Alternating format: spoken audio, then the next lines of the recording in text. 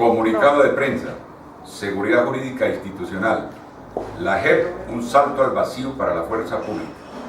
Poco tiempo después de darse a conocer por parte del jefe del Estado el tratamiento especial diferenciado de justicia transicional para miembros de la fuerza pública, en situación sub judice, por causa o razón del conflicto armado y sus garantías de plena seguridad jurídica y blindaje internacional, surgieron muchas dudas y preocupaciones respecto a la nueva jurisdicción que sería creada para el efecto. Sobre este particular, distintas asociaciones del Cuerpo de Oficiales de la Reserva Activa hicieron múltiples y frecuentes pronunciamientos ante diferentes instancias de la rama ejecutiva, legislativa y judicial, sin lograr la debida atención sobre los reparos que en su debida oportunidad les fueron presentados. El compromiso inicial del Gobierno Nacional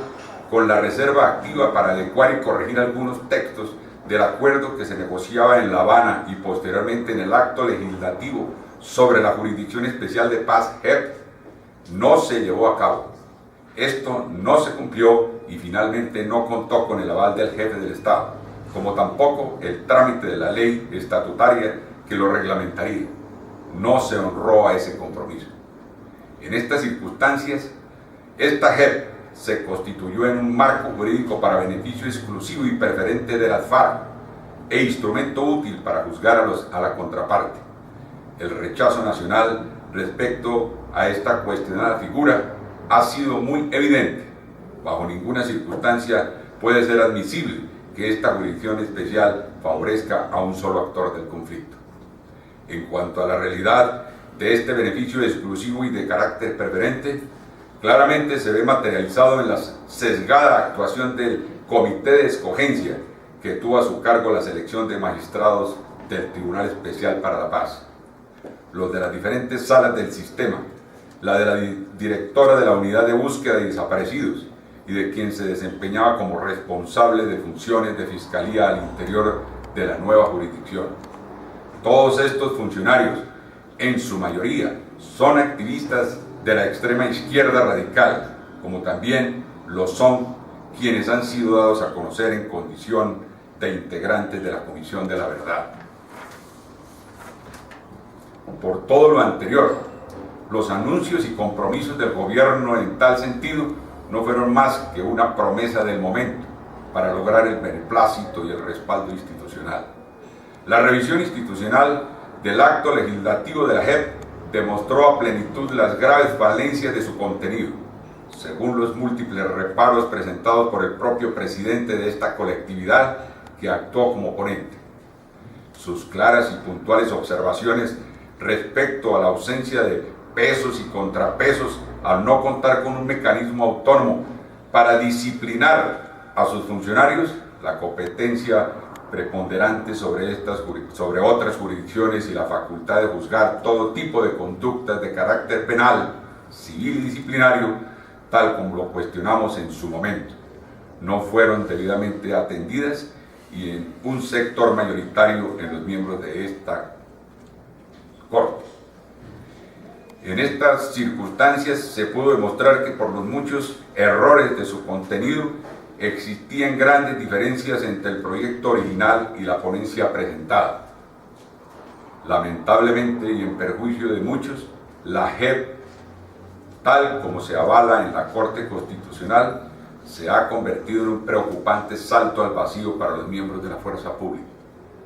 En este momento se corre el riesgo de haber dejado una puerta abierta a la justicia penal internacional como instrumento de juzgamiento para militares y policías, por no señalarse taxativamente que abro comillas, bajo el principio universal de la favorabilidad prima el valor preferente de nuestro Código Penal colombiano, cierro comillas, y no el de otras instancias internacionales, como es el caso del Estatuto de Roma. Por otra parte, tal como se preveía, es importante destacar con la reciente posesión de 30 de los 51 magistrados de la Jurisdicción Especial para la Paz, se ha ofrecido una generosa concesión a los FARC, particularmente a sus cabecillas, quienes quedan habilitados ante las autoridades electorales del país para ser elegidos como dignidades de representación popular o cargos públicos. Para completar, y en perjuicio de muchos inculpados que sean sometidos a esta jurisdicción, al aporte de la ley de la JEP, el Congreso, en uso de facultades constitucionales reconocidas en sentencia de la Corte Constitucional, determinó inhabilidades para magistrados que por su trayectoria profesional y otras actuaciones podrían incurrir en la irregularidad del prejuzgamiento, que viciará sus decisiones. Sin embargo, tal norma, que aún no ha sido resuelta por la Corte Constitucional, acaba de ser desconocida al tomarse juramento a algunos seleccionados incursos en este tipo de impedimentos. Solo unos pocos magistrados entendieron la gravedad del hecho y se abstuvieron de participar en este acto violatorio de la norma. Finalmente, el régimen de inhabilidades que aprobó el Congreso de la República para ser magistrado de la JEP podría afectar la posesión de algunos de los siguientes designados, por cuanto en los últimos 5 años trabajaron en procesos relacionados con el conflicto. De la misma manera, preocupa inmensamente la discrecionalidad en el nombramiento de todos los magistrados, auxiliares y otros funcionarios, como también la aplicación del régimen de inhabilidades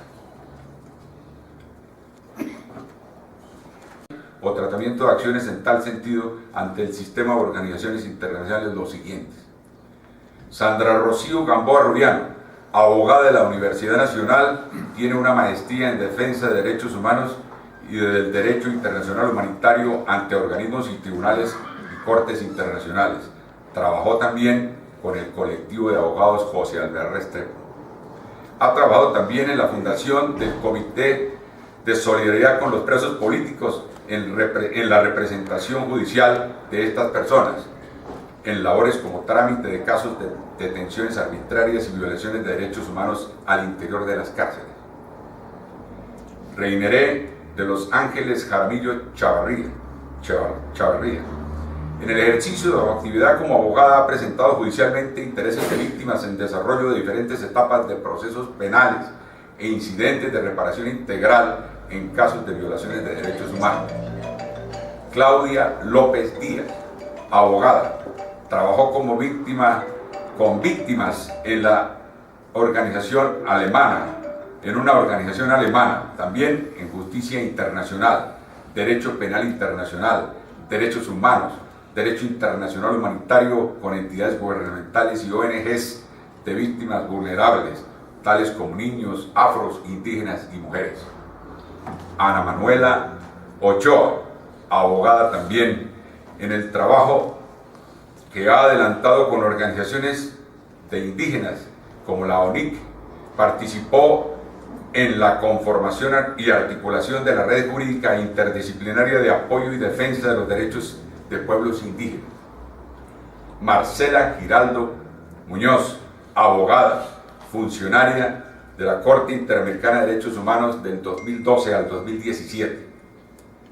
Nadiera Natasha Hernández Chacín, abogada, cargos recientes con organizaciones internacionales y ONGs, coordinadora de litigio de tierras, integrante de la Comisión Colombiana de Juristas. José Miller Hormiga Sánchez, abogado, ha sido asesor jurídico en el Consejo Regional Indígena del Cauca, CRIC. Pedro Julio Maecha Ávila, asesor jurídico en derechos humanos y abogado, asesor del Sindicato de Trabajadores del Hospital Universitario Clínica San Rafael. Pedro Elías Díaz Romero, abogado especialista en derechos humanos, fue fiscal delegado de la Justicia y Paz, jefe de la Fiscalía de Derechos Humanos, abogado de la Comisión Interamericana de Derechos Humanos y jefe de investigación de la Comisión Interamericana contra la Impunidad en Guatemala. Hace poco fue escuchado en indagatoria en la Corte Suprema de Justicia dentro de una investigación por presunta manipulación de las pruebas que llevaron a la condena de 2 pilotos de la Fuerza Aérea Colombiana por el caso supuesto de bombardeo a Santo Domingo, en Arauca, el 12 de diciembre de 1998. Por último, el doctor Rodolfo Arango, abogado, litigante constitucionalista del Polo Democrático. Danilo Rojas, exfuncionario de la rama judicial, Alexandra Sandoval, litigante en procesos por violación de derechos humanos, y Yesid Reyes, por su activa y reciente participación en diferentes procesos de negociación relacionados con el conflicto armado. Firman Mesa de Trabajo Permanente del Cuerpo de Oficiales de la Reserva Activa de las Fuerzas Militares y la Policía Nacional. ACORE, Cuerpo de Generales y Almirantes de Fuerzas Militares, Consejo de Directores y Comandantes de la Policía Nacional, Colegio de Generales de la Policía Nacional, División de Infantería José María Córdoba, Asociación de Oficiales en Retiro de la Fuerza Aérea Colombiana, ASORFAG, Asociación Colombiana de Oficiales en Retiro de la Policía Nacional, la CORPOL, Colegio de Coroneles de la Policía Nacional, ASCOT, Grupo de Artillería Santa Bárbara, Grupo de Ingenieros Militares Francisco José de Caldas, Regimiento de Caballería San Jorge, Agrupación de Oficiales de Comunicaciones Manuel Murillo Toro, Unidad Simbólica Antonio Ricaurte de la Fuerza Aérea, Asociación de Oficiales Veteranos de Corea, Asociación de Paracaidistas ASIPAR, Asociación Internacional de Lanceros Interlanza, Asociación de Exalumnos Diplomados de los Cursos de Altos Estudios Militares, CAEM e Integral de Defensa Nacional, SIDENAL y ASOCAS.